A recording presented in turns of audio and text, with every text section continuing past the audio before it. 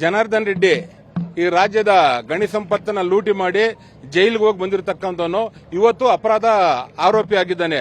ಈ ಒಬ್ಬ ವ್ಯಕ್ತಿ ಶಾಸಕನಾಗಿ ಇವತ್ತು ಒಬ್ಬ ಮಾಜಿ ಮಂತ್ರಿಯಾಗಿ ರಾಜ್ಯದ ಗೌರವಾನ್ವಿತ ನಮ್ಮ ಕೆಪಿಸಿ ಅಧ್ಯಕ್ಷರ ಬಗ್ಗೆ ಹಾಗೂ ಉಪಮುಖ್ಯಮಂತ್ರಿಗಳ ಬಗ್ಗೆ ಏಕವಚನ ಪದ ಬಳಸಿದ್ದಾನೆ.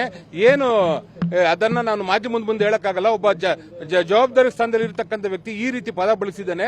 ಇವನು ನಿಜವಾದ ಗಂಡಸಾಗಿದ್ರೆ, ಇವನು ನಿಜವಾದ ಜನಪ್ರತಿನಿಧಿ ಆಗಿದ್ರೆ ಕಾಂಗ್ರೆಸ್ ಕಾರ್ಯಕರ್ತರ ಮುಂದೆ ಬಂದು ಸವಾಲ್ ಹಾಕ್ಲಿ. ಇವತ್ತು ಏಡಿ ತರ ಇವತ್ತು ಅಲ್ಲಿ ರಾಜ್ಯದ ಖನಿಜ ಸಂಪತ್ತನ್ನು ಲೂಟಿ ಮಾಡಿ, ರಾಜ್ಯದ ಅರಣ್ಯ ಸಂಪತ್ತನ್ನು ಲೂಟಿ ಮಾಡಿ ಜೈಲಿಗೆ ಹೋಗಿ ಬಂದಿರತಕ್ಕಂಥ ವ್ಯಕ್ತಿ ಇವತ್ತು ಅವನು ಇವನು ಅಂತ ಹೇಳಿದ್ದಾನೆ. ಅವ್ನು ತಾಕತ್ತಿದ್ರೆ ನಾವು ಸವಾಲ್ ಆಗ್ತಾ ಇದೀವಿ. ಅವ್ನ ಮನೆ ಮುಂದೆ ಬಂದು ಇವತ್ತು ಅವ್ನು ಬಂದು ನಮ್ಮ ಕಾರ್ಯಕರ್ತರಿಗೆ ಉತ್ತರ ಕೊಡಬೇಕು, ಇಲ್ಲ ಕ್ಷಮೆ ಕೊಡ್ಬೇಕಂತ ಈ ಮೂಲಕ ಹೇಳ್ತಾ ಇದ್ದೀವಿ.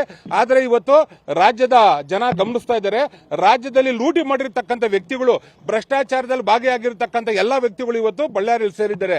ರಾಜ್ಯದ ಖನಿಜ ಸಂಪತ್ತನ್ನು ಲೂಟಿ ಮಾಡಿ, ರೈತರ ಭೂಮಿಯನ್ನು ಲೂಟಿ ಮಾಡಿ, ಹಣವನ್ನ ಲೂಟಿ ಮಾಡಿ, ಕೋವಿಡ್ ನಲ್ಲಿ ಲೂಟಿ ಮಾಡಿರ್ತಕ್ಕಂಥ ಎಲ್ಲಾ ಬಿಜೆಪಿ ನಾಯಕರು ಇವತ್ತು ಅಲ್ಲಿ ಒಂದೇ ವೇದಿಕೆ ಮೇಲೆ ನಿಂತಿದ್ದಾರೆ. ಭ್ರಷ್ಟಾಚಾರದ ಬಗ್ಗೆ ಮಾತಾಡತಕ್ಕಂಥ ಬಿಜೆಪಿಯವರು ಭ್ರಷ್ಟಾಚಾರದಲ್ಲೇ ಭಾಗಿಯಾಗಿರ್ತಕ್ಕಂಥ ವ್ಯಕ್ತಿ ಜೊತೆ ಕೈ ಜೋಡಿಸಿದ್ದಾರೆ ಅಂದ್ರೆ ಬಿಜೆಪಿಗಿಂತ ಮತ್ತೊಂದು ಭ್ರಷ್ಟರು ಯಾರು ಇಲ್ಲ. ಆದ್ರಿಂದ ಇವತ್ತು ಜನಾರ್ದನ್ ರೆಡ್ಡಿ ಕ್ಷಮೆ ಕೋರ್ಬೇಕಂತ ಈ ಪ್ರತಿಭಟನೆ ಮೂಲಕ ಆಗ್ರಹ ಪಡಿಸ್ತಾ ಇದ್ದೀವಿ.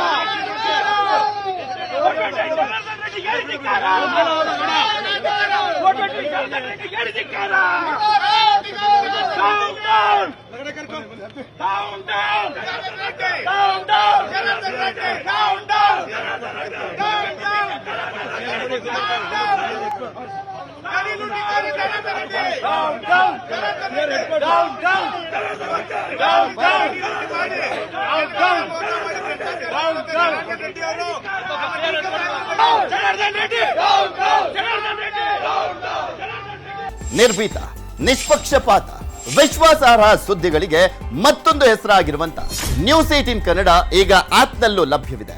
ದಯವಿಟ್ಟು ಇಲ್ಲಿರುವ QR ಕೋಡ್ ಅನ್ನ ಸ್ಕ್ಯಾನ್ ಮಾಡಿಕೊಂಡು ಆಪ್ ಅನ್ನ ಡೌನ್ಲೋಡ್ ಮಾಡೋದಕ್ಕೆ ಮರಿಬೇಡಿ. ನಿಮ್ಮ ಬೆಂಬಲ ಹೀಗೆ ಸದಾ ನಮ್ಮೊಂದಿಗಿರಲಿ. ಧನ್ಯವಾದ.